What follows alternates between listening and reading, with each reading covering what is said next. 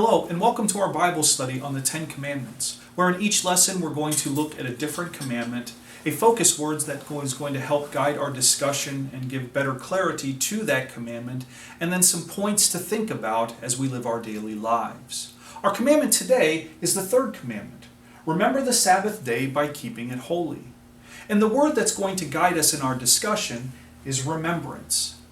When God created the world in 6 days, He took the seventh day to look back on His creation, to reflect on what He had done, to remember what He had done, and to say, all that I have created is very good.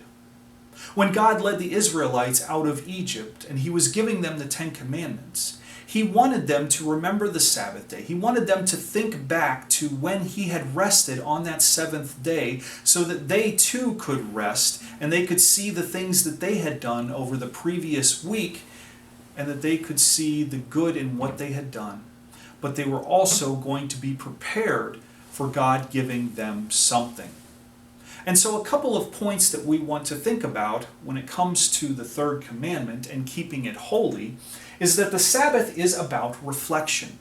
The Sabbath truly is about reflection. The Sabbath is one of those points in our lives, and thankfully it comes each week where we get a chance to pause and we get a chance to reflect back on the things that have just happened over the previous 6 days, and we get a chance then to think about what is coming up. In those moments, we get a chance to see how God has blessed us, the opportunities that we have had, the things that we have created and done, and the things that we will do, and that God will help us with in the days to come. So we definitely, when we take our Sabbath, have the time to reflect on our lives and the world around us.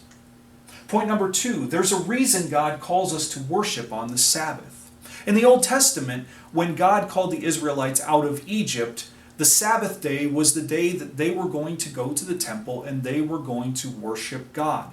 God was going to give them the message of forgiveness, the message of His grace, that He was always going to be with them, helping them every step of the way. And He was going to raise up people there to encourage them. And He was also going to show the people of Israel the power of what it meant to gather together.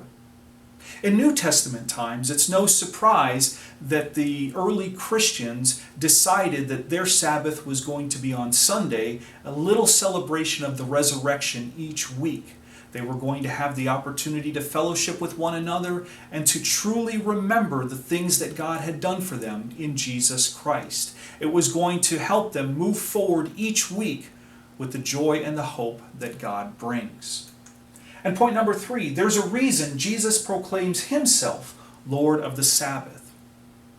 In the New Testament, when Jesus was doing His earthly ministry, there were a lot of times that the religious leaders disagreed with the way He interpreted God's Word.